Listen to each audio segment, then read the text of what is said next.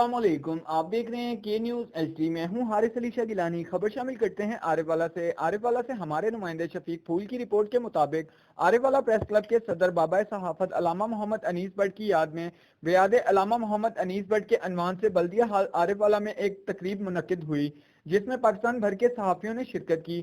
تقریب سے خطاب کرتے ہوئے رفعت قادری، حافظ عبد المالک، انور کمال چودھری، افتخار، حاجی محمد جمیل بٹ، سید الیاس حسین حمدانی، رانا طارق محمود، شیخ طارق، شیخ سجاد محمود و دیگر نے خطاب کیا اور علامہ محمد انیس بٹ مرحوم کی صحافتی خدمات کو خراج عقیدت پیش کی۔